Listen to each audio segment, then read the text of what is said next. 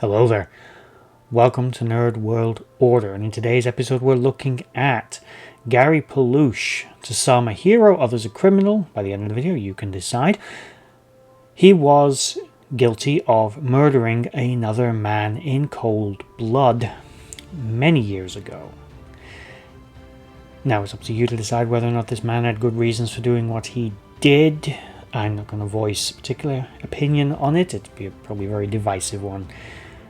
But we'll start with the man himself.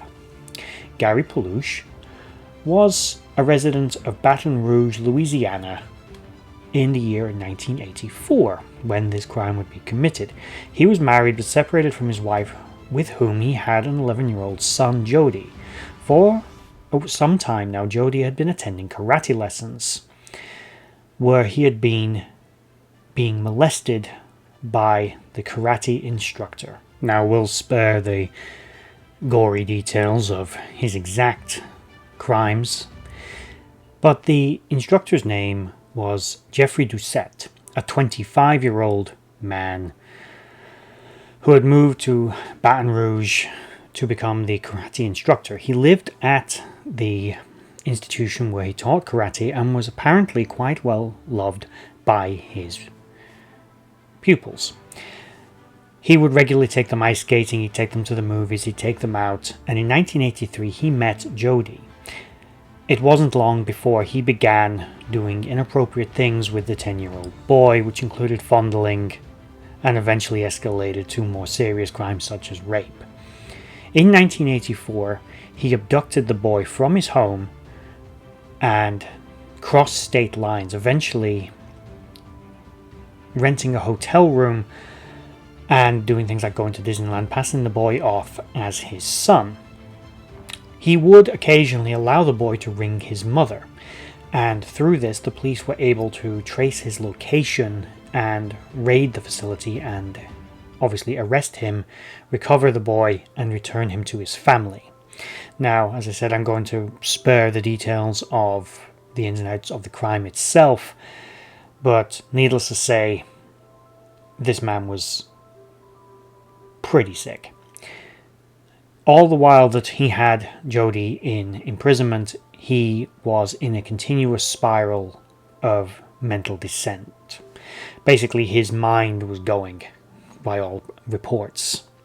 He was becoming increasingly violent and aggressive.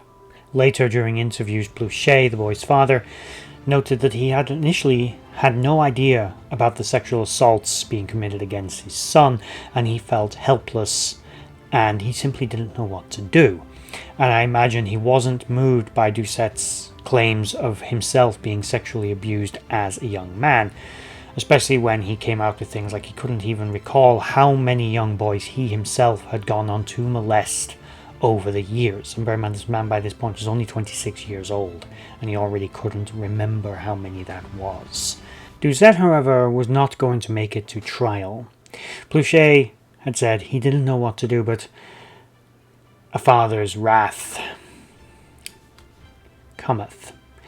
On March 16th, 1984, a Friday, Doucette was being transported by the police in front of live camera crews and reporters. And just as he walked by a series of phone booths live on air, Plauché, who was in a cap and sunglasses near one of the phone booths, walked forward and shot him through the head live on television. He would get for this a 7-year suspended sentence, 300 hours of community service for killing the man who molested and assaulted his son. Now, of course, this is vigilante justice and it's not something that is legal, so it's obvious that some kind of punishment was in order. But again, I leave it up to you as to whether or not this was a justified killing or whether or not he should have been sent to prison himself for murder. But there we have the rather interesting story of Gary Plauché. Now, I'm not in any way defending the actions of the man that assaulted his son. He was scum. And ultimately, I think he got what he had coming. But whether or not Gary Plauché had the right to do it is open for debate. And tell me in the comments below, what do you think? Did he have the right, as the boy's father, to mete out justice himself, or should he have allowed the courts to do it, as this man was clearly guilty, not just of this, but of other crimes like checking fraud, other minor things. But quite frankly, abduction, sexual assault, molestation, kidnapping, all the rest of those are pretty severe crimes in any country in the world. And not to mention the emotional and psychological scars that may have been done to all of the children that he assaulted. And some of whom themselves may have gone on to do the same thing. It's an endless vicious circle, as we all know.